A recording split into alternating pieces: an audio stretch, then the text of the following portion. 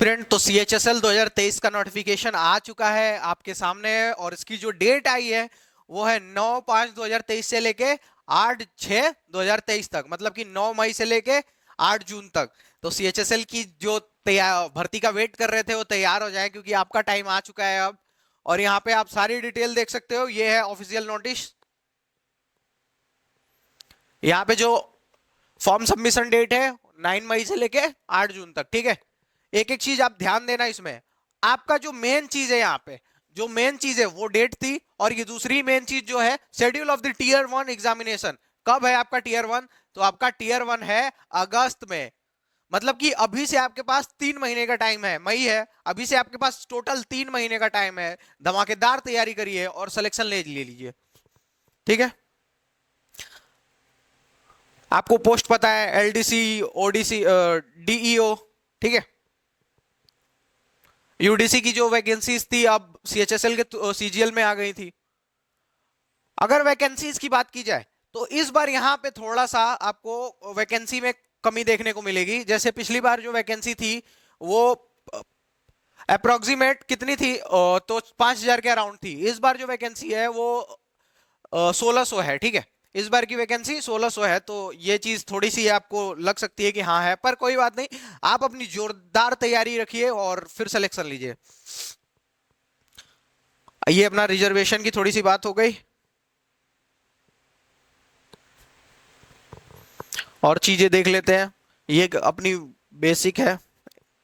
Age limit की बात की जाए तो 1 अगस्त से इसमें भी एज लिमिट देखी गई, ठीक है। जैसे सीजीएल में बात की गई थी कि एज लिमिट का सीन हुआ था और 1 अगस्त से लिया गया था, इसमें भी 1 अगस्त से ही लिया गया है, ठीक है। ये चीज आप देख सकते हैं, जिसका भी अटेम्प्ट जा रहा है उसके लिए थोड़ी सी दुख की बात है। एज रिलैक्सेशन की बात की जाए तो आपको पता है कि एससी एसटी को 5 साल का, ओबीसी को 3 साल का रिजर्वेशन मिलता है।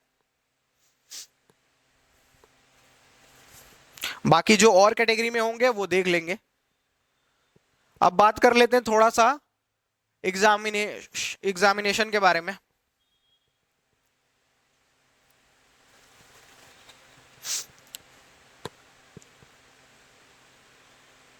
हाँ, एजुकेशनल क्वालिफिकेशन के बारे में आपको पता है कि 12, अगर आपको एजुकेशनल क्वालिफिकेशन के बारे में बताऊं तो आपको पता है कि सीएचएसएल की एजुकेशनल क्वालिफिकेशन होती है 12 पास। अगर डीईओ की बात की जाए तो आपको 12 स्टैंडर्ड में साइंस स्ट्रीम से होना चाहिए, ऐसा इसमें लिखा हुआ है, with mathematics as a subject from a recognised board और इक्विवेलेंट, ठीक है। तो यहाँ डाटा एंट्री ऑपरेटर की जो पोस्ट है उसके लिए 12 में साइंस की स्ट्रीम चाहिए विद मैथमेटिक्स। एक्चुअल में जो इसकी मान लीजिए है वो 12 है। अगर 12 आप पास कर चुके हैं तो आप इसके लिए फॉर्म भर सकते हैं।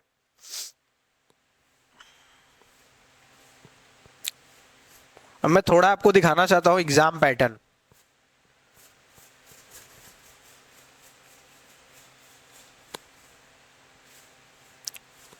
हाँ, आपको पता है कि इसका एग्जाम 2 टीयर में होता है, टीयर 1 और टीयर 2 में करके। टीयर 1 को आप प्री कह सकते हैं और टीयर 2 को मेंस कह सकते हैं।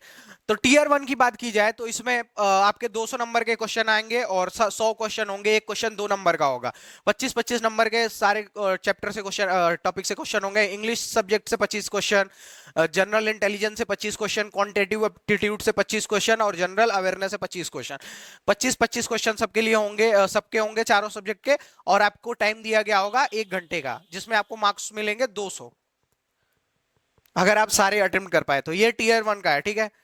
टीयर 1 की सिलेबस, अगर टीयर 2 की बात की जाए, टीयर 2 का, तो टीयर 2 का आपको पता है सीन। इसमें सीजीएल से थोड़ा सा ही डिफरेंस टीयर 2 है। क्या है? मैथ और रीजनिंग तो सेम है, 30-30 क्वेश्चन। मैथ के 30 क्वेश्चन, रीजनिंग के 30 क्वेश्चन। ये मॉड्यूल 1 और मॉड्यूल 2 है सेक्शन 1 का।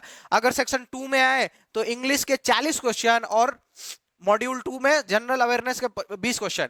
यहीं सीजीएल में क्या हो जाता है, ये 45 क्वेश्चन हो जाते हैं और ये 25 क्वेश्चन हो जाते हैं। वेटेज थोड़ी सी बढ़ जाती है, पर यहाँ पे वेटेज थोड़ी सी कम है। ये 180 नंबर, 180 नंबर, ये 360 नंबर आपकी कट ऑफ डिसाइड करने वाली। पर आप कंप्यूटर को इग्नोर नहीं कर सकते। कंप्यूटर के 15 क्वेश्चन आएंगे 45 नंबर के, 3-3 नंबर के मेंस में वो क्वेश्चन होते हैं। तो 45 नंबर है, ये आपको क्वालिफाइंग है, आपको क्वालिफाई करना है ये, ठीक है। और हाँ, अगर सेक्शन 3 की बात की जाए तो यहाँ पे आपको क्या होगा, आपको डैश देना पड़ेगा, और पार्ट सी में टाइपिंग टेस्ट आपको देना पड़ेगा for the LDC and JSA. आपको सारे समझ आ गए। सेक्शन 1 में क्या है, मैथमेटिक एबिलिटी और रीजनिंग जनरल इंटेलिजेंस। आपको पता है कि टीयर 1 जो होता है वो क्वालिफाइंग होता है, टीयर 1 जो होता है वो क्वालिफाइंग होता है, तो इसलिए आपको ज्यादा दम ना मेंस में लगाना है। तो मेंस की अगर बात की जाए तो क्या आता है, मैथमेटिकल एबिलिटी आती है 30 क्वेश्चन 90 नंबर के, रीजनिंग 30 क्वेश्चन 90 नंबर के, इंग्लिश 40 क्वेश्चन 120 नंबर का, और जनरल अवेयरनेस 20 क्वेश्चन 30 नंबर के। तो ये 180 और ये 180, 360 आपका आपका 360 नंबर कट ऑफ डिसाइड करेंगे। अगर मॉड्यूल सेक्शन 3 में जाए तो module 1 computer knowledge test, computer knowledge की टेस्ट होगी। आपको पता है कि कंप्यूटर के 15 क्वेश्चन आएंगे सीएचएसएल में, सीजीएल में 20 क्वेश्चन आते हैं, और 3-3 नंबर के एक एक क्वेश्चन होंगे, 45 नंबर का आपको बस क्वालिफाई करना होगा, वो क्वालिफाइंग है। और मॉड्यूल सेकंड में क्या है, स्किल टेस्ट और टाइपिंग टेस्ट, स्किल टेस्ट और टाइपिंग टेस्ट होगी, वहां पे टाइपिंग टेस्ट लिया जाएगा। हो सकता है कि इस बार टाइपिंग टेस्ट साथ में ही कर दिया जाए, आपको बाहर जाने का मौका ना मिले। ये देखो, it will be mandatory for the candidates to qualify all the section of the tier 2। जो क्वालिफाइंग होता है बहुत कम लेवल रखा जाता है, वो सब लोग क्वालिफाई कर जाते हैं, 20-25% रखा जाता है, 25% शायद होता है। इतनी चीजें थी इसमें। हाँ, एक चीज मैं और बोलना चाहूंगा, जो भी ओबीसी कैंडिडेट है या एससी एसटी कैंडिडेट है, आप ना अपना डेट से पहले ओबीसी सर्टिफिकेट बनवा लीजिएगा। जो ही फॉर्मेट ये बोलेगा, ठीक है, जो भी फॉर्मेट ये बोलेगा आप उसमें बनवा लीजिएगा। एक बार मैं आपको फॉर्मेट दिखा देता हूं।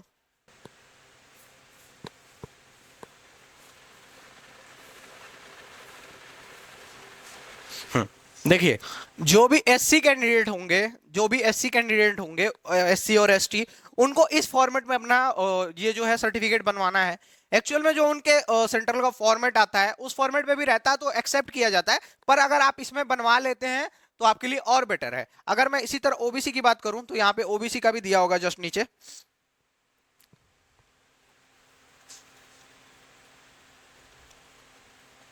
हाँ, format central by the order का देखो, ओबीसी का ऐसा कुछ होना चाहिए।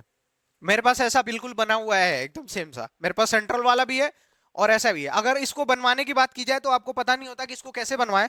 तो इसको बनवाने के लिए आपको कुछ नहीं करना होता, आप अपने ऑनलाइन फॉर्म करेंगे, पहले आपका स्टेट वाला बन के आ जाएगा, फिर सेंट्रल, उस स्टेट वाले से सेंट्रल वाला बन जाएगा, और फिर आपको ये बनवा लेना है। ठीक है, जाएंगे आप ये तहसील में देंगे ये फॉर्मेट, और आपको एसडीएम से बोलना है, यही मतलब नहीं, तहसीलदार से शायद, कि आप ये फॉर्मेट चेंज करके मुझको इस फॉर्मेट में दे दीजिए, क्योंकि मेरे एग्जाम की रिक्वायरमेंट ये फॉर्मेट है। ठीक है, अगर वो वाला फॉर्मेट भी रहेगा तो चल जाएगा, पर अगर आप इसमें बनवा लेते हो तो कोई दिक्कत वाली बात नहीं है। तो आपकी अब वैकेंसी भी आ चुकी है, अब आपके पास और कोई ऑप्शन नहीं है पढ़ने के अलावा, दिन रात पढ़िए और क्लियर कर जाइए इस बार का आपका एग्जाम।